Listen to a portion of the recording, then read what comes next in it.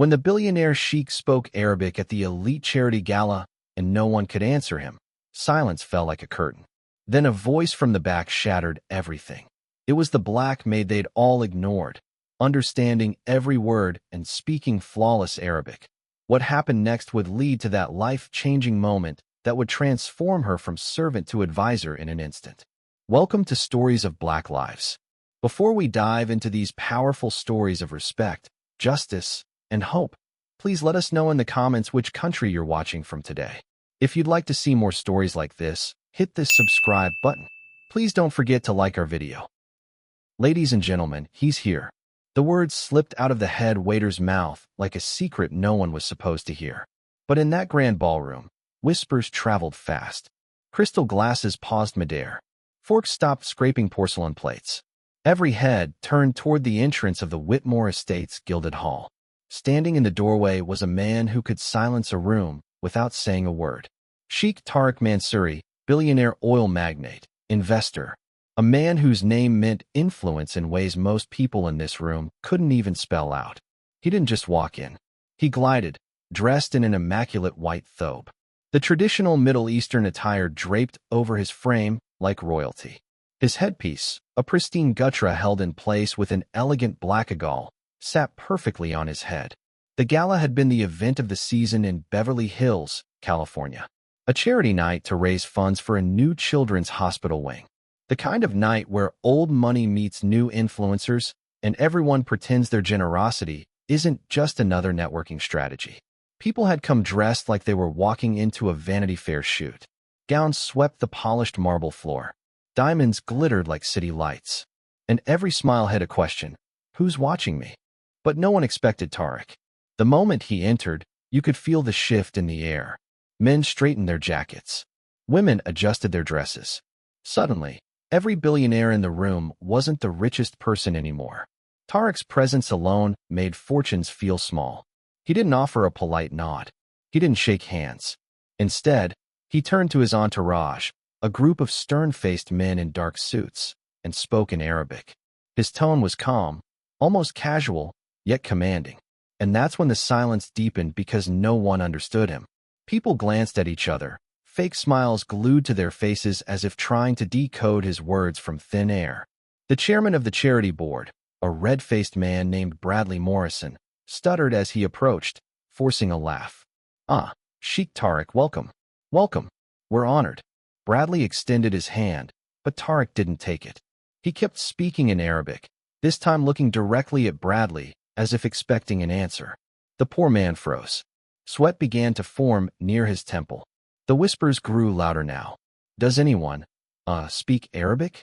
Bradley blurted out, desperate and grinning like he had everything under control. He didn't. Phones discreetly came out of clutches and tuxedo pockets. People started Googling phrases under the tablecloth, pretending to check messages. It was a mess of wealth and insecurity on full display. And then, right by the buffet table, where no one was looking, someone did understand. Her name was Jasmine Crawford. She had been moving quietly through the crowd all evening, refilling champagne glasses, clearing empty plates, making herself invisible like every other server in the room. Jasmine wasn't part of their world. She didn't belong to the high society or the luxury whispers. She wore a crisp black uniform, sensible shoes, and a name tag no one bothered to read. But her eyes, they didn't miss a thing. When Tariq spoke, her head tilted slightly, her hands freezing for a second over a tray of canapes. The words he used weren't complicated, but the meaning behind them was sharp. He wasn't making small talk. He was asking where the donation money was going and why the promised hospital project hadn't even broken ground. Jasmine's heart pounded. She shouldn't get involved. This wasn't her business. But something inside her stirred. Across the room, Bradley was stammering again, his cheeks now crimson. Sheikh Tariq, English, maybe." Tariq's brows lowered slightly. He said something else in Arabic. The room grew even more uncomfortable. People were staring. The music that had been playing in the background felt like a bad joke now. And that's when Jasmine put down the tray. Her legs moved before her mind could catch up. But no one was prepared for what came out of her mouth next. Before that moment, before all eyes turned to the woman, no one had noticed. The Whitmore estate had been a symphony of wealth and calculated charm. Imagine this: chandeliers dripping with crystals that caught the golden glow of candlelight, polished marble floors reflecting the shine of shoes that cost more than most people's rent, and the faint aroma of truffle risotto weaving through the air like an expensive secret. The gala wasn't just a party. It was a chessboard, and every guest was a piece. You could almost see the strategies in motion. Smiles weren't just smiles. They were negotiations disguised as compliments. Conversations were investments. Every handshake was a deal waiting to happen. And then there was the contrast. People who blended into the background, the wait staff, the servers like Jasmine, the ones you only saw when your glass was empty or your plate was full. Jasmine had worked plenty of events like this. Beverly Hills was full of them. Charity balls, fundraisers, silent auctions, where the only thing louder than the bids was the hunger for status. Tonight was no different. Except it was. She'd been on her feet since 3 p.m., setting tables, folding napkins into swans, making sure every crystal flute stood in perfect alignment. Her hands moved like clockwork, muscle memory built over years of service jobs. She didn't hate her work, but it wasn't her dream either. Truth, Jasmine didn't even have a clear dream anymore. Life had a way of beating those out of you when bills came faster than paychecks. She checked her reflection in the mirrored wall earlier, her hair pulled back in a neat bun, her uniform spotless. Presentation mattered here, even when people looked straight through you, and they always did. Until now. Now the ballroom was a stage, and Sheikh Tariq had taken center position without effort. Jasmine wasn't shocked he showed up. Rumors had been swirling all night that a big donor was coming. But she hadn't expected this energy, this presence. He didn't just look powerful. He radiated it. And the way he spoke in Arabic, completely unbothered by the awkwardness his words created, was a power move Jasmine recognized, even if no one else did. This wasn't arrogance. It was intent. He wanted to see who would meet him where he was.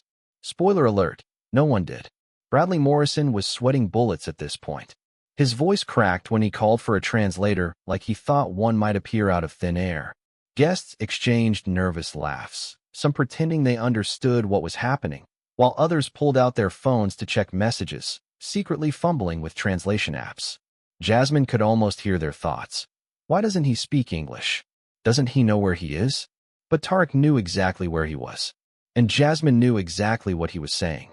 She'd learned Arabic years ago. Not in school. Not because she had a plan to use it at a fancy gala. Life had just taken her there. A chapter she didn't talk about much. A chapter no one in this room could imagine. Her fingers tightened on the tray she carried, knuckles whitening for a second as the conversation echoed in her head. Where's the accountability for this project? Promises were made, millions pledged, and yet nothing. That wasn't small talk.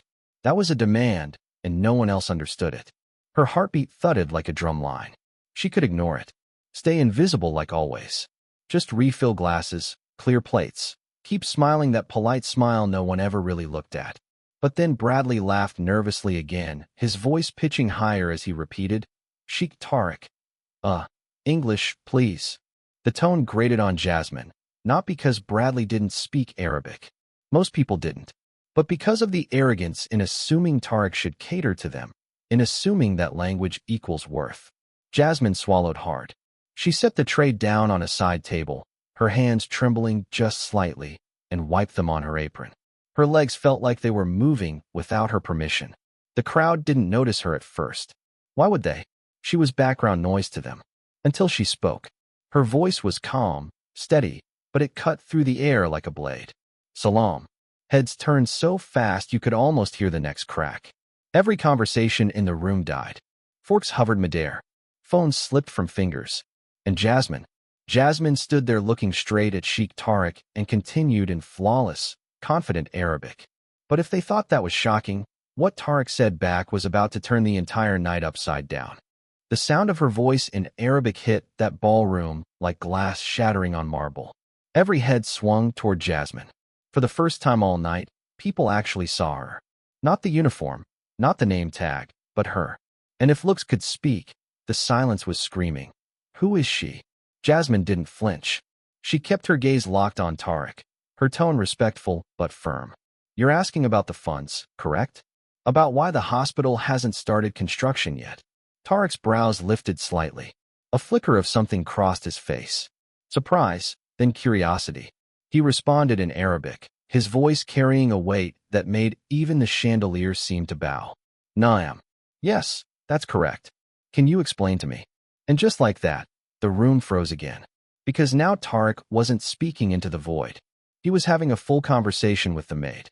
Jasmine's heart hammered in her chest. She hadn't planned this. She just wanted to clear plates, earn her paycheck, go home, and collapse into bed. But life has a funny way of throwing you into the spotlight when you least expect it. Bradley Morrison finally found his voice, or what was left of it. He stammered, excuse me. What's happening here? Miss, do you know what he's saying? Jasmine turned slightly toward Bradley, but didn't drop her composure. Yes, he's asking why the charity money hasn't been used as promised. You could feel the shift in the air. Guests exchanged looks. Some were intrigued, others were annoyed, but most, they were embarrassed because the woman they hadn't noticed all night had just become the most important person in the room. Tariq said something again, this time softer, but his eyes never left hers. You speak Arabic fluently. Where did you learn? Jasmine hesitated. For the briefest second, her throat tightened. Memories flickered. Years ago, a different life, a relationship that ended in heartbreak, but left her with this skill. But that wasn't anyone's business tonight. I lived in Riyadh for a while. Her pronunciation was clean, her confidence solid. And that's when it happened. The tiniest smile curved at the corner of Tariq's lips. Not mockery, not arrogance. Something else. Interest. Around them, the gala was spiraling. Guests whispered like wildfire. Did she just say Riyadh? Wait, she lived there. Who is this woman? Phones were out now, not for Google Translate, but for videos. Because this was the moment that would go viral by morning. A billionaire sheikh speaking Arabic in an American charity gala. And the only person answering him wasn't the board chair, wasn't the CEO, wasn't any of the self-proclaimed global citizens in the room. It was the maid. Bradley, desperate to reclaim control, cleared his throat. Miss Crawford, Jasmine, is it? Yes. Thank you, but we'll handle this from here. He waved a dismissive hand, the kind that said, You've done enough. Go back to the sidelines. Jasmine felt the weight of those words. They weren't said outright, but they carried the same message she'd heard her whole life. Stay in your place. She looked at Bradley, then back at Tariq, who was still waiting patiently. And something inside her shifted because for the first time in years, someone wasn't looking through her. Tariq was looking at her, listening to her. She squared her shoulders and translated Bradley's flimsy excuses in Arabic, keeping her tone neutral, even though the words tasted bitter in her mouth. He says, there have been delays, but everything is under control. Tariq's eyes narrowed slightly, and his next words made Jasmine's stomach twist. Hal yakal al-hakika? Is he telling the truth? Jasmine hesitated. For a split second, she could feel the weight of both worlds pressing on her. The safe choice, lie? Keep her head down. Pretend everything was fine. But safe choices never change lives. She inhaled slowly and answered, her voice barely above a whisper, but clear enough for Tariq to hear. La no. But that single word, it didn't just silence the room. It lit a fuse that was about to blow the entire night wide open. The sound of that no was heavier than the chandeliers above. It didn't just float in the air. It dropped like a stone into a still lake, sending ripples through every pair of eyes locked on her. Bradley's jaw practically hit the floor. Excuse me? What? What did you just say to him? His voice cracked like glass under pressure. Jasmine didn't back down. Her voice was steady, but her pulse was wild. She turned slightly toward Bradley, her words measured. I told him the truth, that everything is not under control. Gasps fluttered through the room like startled birds. A woman in a silver gown covered her mouth. Someone whispered, "Oh my God." Phones tilted upward, recording every angle of this collision between status and truth. Tariq didn't flinch. He didn't blink. He simply studied Jasmine, his eyes sharp yet calm like a man who had been waiting for honesty all night. Then in Arabic he spoke again. Tell me, why do you say that? Jasmine swallowed hard. Her palms were slick now, her heart banging against her ribs like it wanted out. She didn't know this room anything. But Tariq, he asked her directly. And something about that, About being acknowledged in a way she hadn't felt in years made her speak. Because I overheard them in the kitchen. The project hasn't even started. The money is missing or spent elsewhere. You could have heard a pin drop. Every head swiveled toward Bradley now, their eyes slicing through his glossy smile like blades. His face turned crimson, then pale, then a shade of purple Jasmine didn't know existed. What? This is outrageous. She's a server. She doesn't know what she's talking about. Bradley spat, his words trembling with panic. But Jasmine wasn't finished. She turned back to Tariq, ignoring the way whispers clung to her like smoke. Ana Asif and Akil Hada Amamal Jamie, while Lakin Tastahik and Tarif. I'm sorry to say this in front of everyone, but you deserve to know. And that was it. That was the moment. The one no one saw coming. The maid who dared to tell the truth in a room built on lies. Tariq leaned back slightly, exhaling a long, deliberate breath.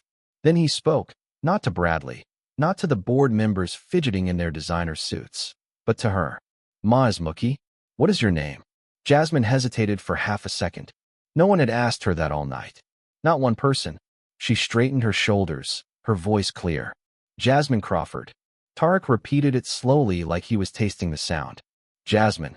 His eyes softened just a fraction, but his tone still carried authority when he turned back to Bradley and switched to English for the first time that night. Mr. Morrison, he said, his voice deep and controlled. I think we need to talk. The crowd buzzed with nervous energy now. People shifted, murmured, stared. Some were secretly thrilled to watch Bradley squirm. Others looked like they wanted to vanish into the floor. But no one was watching Bradley anymore. They were watching Jasmine, the woman who had just cracked the glossy surface of this entire event. Bradley stammered something about misunderstandings and donor relations. But Tariq silenced him with a single glance. That kind of power, you don't fake it. Then to everyone's shock, Tariq turned back to Jasmine and said something that made her stomach flip. Tali imshimai. Come walk with me. A collective gasp swept through the room. The billionaire Sheikh wasn't just acknowledging the maid. He was inviting her into his world right there in front of everyone. Jasmine froze for a heartbeat. Every instinct screamed, don't do it. Stay where you belong. Don't make this worse. But deep down she knew the truth. This was a crossroads. One of those moments life doesn't hand you twice. Her legs moved. One step, then another. And the crowd parted like a wave as she walked beside Tariq, feeling every set of eyes burning holes into her back. But what Tariq wanted to tell her in private, that was something Jasmine could have never imagined, even in her wildest dreams. As Jasmine followed Tariq through the throng of glittering gowns and tailored tuxedos, it was like stepping through a storm of whispers. They weren't even trying to hide it anymore. Who is she? Did you hear that? She speaks Arabic. Why is he taking her with him? Oh, this is going to be everywhere by morning. Phones were tilted, cameras snapping discreet photos that weren't so discreet. The glow of screens lit faces twisted in curiosity, envy, and thinly veiled disdain. Jasmine felt every stare like heat against her skin, but she didn't slow her steps. Her breath came shallow, her pulse hammering, but she kept her head high. Tariq led her toward the rear corridor, a quieter part of the estate reserved for staff access and private discussions. The music faded behind them, replaced by the soft echo of their footsteps on the polished marble. When they were finally alone, he stopped, turned, and for the first time, Jasmine realized just how tall he was. His presence had filled the ballroom like a tidal wave. But here, up close, he was something else. Composed, controlled. Yet, there was an intensity in his eyes that made it hard to look away. Yurid Min Ki and Tasharahai Li Kul Shay. I want you to explain everything to me. Jasmine inhaled sharply, then exhaled slow, grounding herself. I heard them talking in the kitchen. The project hasn't started yet. They said the money was used to cover personal expenses for some members. Tariq's jaw tightened, not in anger, but in focus. He paced a short line before stopping in front of her again. His voice dropped low and deliberate. Hal Tarifan Mata Yanihada? Do you know what this means? Jasmine hesitated. That you were going to find out the truth sooner or later. A slow smile curved his lips, not mocking, more like admiration. Correct. Then his tone shifted, softer now. And why did you tell me? You didn't have to involve yourself. Jasmine looked down at her hands for a second, She thought about lying, about saying something neat and polite like, because it was the right thing to do. But the truth was Messier. Because I hated seeing them lie to you like you didn't deserve the truth. Silence stretched between them for a beat, then two, until Tariq said something that made her heart stop. Anti-Muktalifa Anam. You know you're different from them. Her eyes flicked up, surprised. Mata said, what do you mean? He didn't answer right away. He studied her, his gaze searching, calculating, almost as if he was trying to read the parts of her life she kept hidden. Finally, he spoke in English, his voice smooth as polished steel. You don't play their game. You speak truth when everyone else speaks comfort. That is rare. Jasmine swallowed hard. She didn't know what to say to that, so she stayed quiet. Tariq stepped closer, not threatening, but commanding. Tell me, Jasmine, what are you doing here? The question hit like a punch. Because it wasn't about tonight. It was bigger than that. What are you doing with your life? Why are you serving canapes when you clearly belong somewhere else? She felt her throat tighten, words clawing to come out. But before she could answer, a loud, frantic voice cut through the corridor. Mr. Mansouri, please, just 1 minute. Bradley came barreling toward them, his face glistening like a man who'd just wrestled with panic in the bathroom mirror. 2 board members trailed behind him like obedient shadows. Sir, Bradley puffed, forcing a smile so wide it looked painful. This is all a terrible misunderstanding. Whatever this, employee told you, it's not accurate. There are complexities, of course, but... Tariq raised a hand. Just a slight movement, but it shut Bradley down mid-sentence. His voice, when it came, was cold enough to freeze water. Enough. Bradley blinked, his mouth opened, then closed. He wasn't used to being dismissed like that. Not in his own world. Tariq turned back to Jasmine, and that's when he said the words that sent the night spinning in a direction no one could have predicted. Walk with me. Not to talk about charity, to talk about possibilities. But what Tariq had in mind wasn't just generous. It was life-changing. And Jasmine, she wasn't ready for what came next. Jasmine followed him again, this time deeper into the estate, past a set of heavy glass doors that led to an outdoor terrace overlooking the desert night. The city lights of Beverly Hills shimmered in the distance. But out here, it felt like another world, quiet, open, a sky so black it looked endless, pierced by 1,000 silver stars.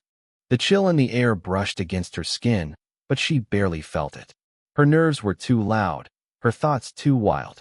She wasn't supposed to be here, not standing on marble tiles next to a man who could buy entire countries without blinking. She was a maid, a part-time server, juggling overdue bills and student loans that never seemed to shrink. She wasn't this. Tariq moved to the edge of the terrace, resting one hand on the stone railing. His back was to her at first, his white thobe flowing gently in the breeze like some scene out of a movie. When he turned, his face was calm but unreadable, a poker face honed over decades of power plays. Sit, he said simply, gesturing toward a chair near the table set with half-empty champagne flutes. Jasmine hesitated for a fraction of a second, then sat. Her heart was still racing, her hands gripping her knees beneath the table like anchors. He studied her for a moment. Not in the way men in the city sometimes did, calculating, assessing, objectifying, but like someone peeling back layers, trying to see what was buried underneath. Do you know why I came tonight? Tariq asked, his voice low and smooth. Jasmine shook her head. To donate. He gave a short, quiet laugh. Not exactly. Money is easy. Trust is not. I came to see if these people were worth mine. Her throat tightened. She thought about Bradley. About the board whispering in corners while pretending to smile. About the way they looked at Tariq, hungry, desperate, dishonest. And then she thought about herself, standing invisible with a tray in her hand, until one choice changed everything. Looks like you got your answer, she murmured. Tariq leaned forward slightly, resting his arms on the table, his eyes locked on hers with an intensity that made her chest feel too small. Yes, he said. And it was not the answer they hoped for. Jasmine swallowed hard. So what happens now? He tilted his head. What happens now depends on you. Her heart stopped for half a beat. Me? Yes. You spoke when you didn't have to. You told me the truth when everyone else stayed silent. That means something to me. She blinked. Her mind scrambled to process the weight behind his words. This wasn't a compliment. It was an invitation. Tariq continued, his tone measured. I need people like that. People who understand loyalty, who aren't afraid of honesty. People who can move in silence when it matters and speak when it counts. Do you understand what I'm saying to you? Jasmine's pulse throbbed in her ears. Was he offering her a job? A chance? A way out of the grind she'd been stuck in for years? I think so, she said softly. He gave a slow nod. You have a sharp mind, Jasmine, and you speak Arabic better than most diplomats I've met in Washington. That's not an accident. That's experience. You've lived. You've seen things most people in that room could never imagine. And that is value. Her throat tightened again, this time with something heavier than nerves. It was hope. Dangerous, blinding hope. So, Tariq said, his voice dropping into a tone that felt like both a challenge and a promise. What do you want? Do you want to keep serving plates in rooms full of people who never see you? Or do you want something more? Jasmine stared at him, the weight of the question pressing down on every bone in her body. She thought about the bills on her kitchen counter, about the car barely holding on to its last mile, about the dream she once had, the one she buried under shifts and survival. Her lips parted, but before she could answer, the glass doors behind them burst open. Sir, it was Bradley again, breathless, his face flushed from chasing them. Two men from the board flanked him, their expressions somewhere between panic and rage. We really need to resolve this privately, away from staff. The way he said staff made Jasmine's stomach clench, but Tariq didn't even look at him. He kept his eyes on her as if Bradley didn't exist. Think carefully, Tariq murmured in Arabic, his voice so low it was almost a whisper. Al-Karara al-Sagira Tusna, al-Farq al-Akbar. Small decisions make the biggest difference. Jasmine's fingers curled against her knees because deep down she already knew her answer. But when she opened her mouth to speak, Tariq made an offer that would change her life forever. And it wasn't just about money. The night hung in suspense, every second stretching like a taut wire. Jasmine's lips parted, ready to answer, but Tariq raised one hand gently, stopping her, not in dismissal, but in control. Before you speak, he said, his voice rich and unwavering. Let me make this simple. He leaned forward, resting both palms on the cool marble table. And what he said next made the world tilt on its axis. I want you to come work for me. Not as staff, not as an assistant, as an advisor, someone I can trust when I cannot trust anyone else. Jasmine's breath hitched. An advisor? Tariq nodded once. I handle negotiations that span continents. Deals worth billions. People smile in my face and plan against me behind closed doors. I need someone who sees through that. Someone who has nothing to gain from lying to me. Tonight you proved two things. You can speak truth and you can stand under pressure. That is more valuable than money. Her mouth went dry. She wasn't sure if she was breathing anymore. But why me? You don't even know me. A flicker of a smile touched his lips. That's where you're wrong. I know everything I need to. You've worked hard in silence. You've lived outside their glass towers, so you understand the world for what it is, not what it pretends to be. And above all, Jasmine. He paused, his tone sharpening like a blade. You speak when it matters. Most people never do. Bradley was sputtering behind them, his words spilling like marbles on a tile floor. Sir, this is insane. She's a server. She doesn't belong in your world. She doesn't have the enough. Tariq's voice cut through the night like thunder. He didn't raise it. He didn't need to. Bradley went silent, his face draining of color. Tariq turned back to Jasmine, his eyes locked on hers with a weight that felt like gravity. You will start in Riyadh, 1 year. I will cover everything. Housing, travel, security. Your salary will be generous. How generous? She asked before she could stop herself. His smile widened slightly, as if he appreciated the boldness. 7 figures. Jasmine's knees nearly buckled. A year ago, she was rationing groceries to pay her electricity bill. And now, a billionaire was offering her a future she couldn't even imagine in her wildest dreams. The terrace felt smaller, the stars brighter, the silence heavier. Because this wasn't just a job offer. This was a door swinging open to an entirely different life. Think about it, Tariq said, his voice soft now, like velvet over steel. But don't take too long. Opportunities don't wait. Jasmine stared at him, her heart pounding so hard it felt like the night could hear it. And then, slowly, she nodded. Not because she'd thought it through, not because it was safe, but because for the first time in years, something inside her whispered louder than fear. You were meant for more. Behind them, Bradley's voice cracked like a man watching his empire slip through his fingers. You can't just take her. Tariq turned slightly, his words cool as ice. Watch me. And just like that, the game changed forever. Jasmine didn't know what the next year would bring. Power, danger, respect, or betrayal. But she knew one thing. She'd never be invisible again. Because sometimes one small decision, one word, one truth can turn an ordinary life into something extraordinary. Never underestimate the value of integrity. In a world where everyone's performing, authenticity isn't just rare, it's powerful. If you believe honesty can change lives, share this story with someone who needs that reminder today.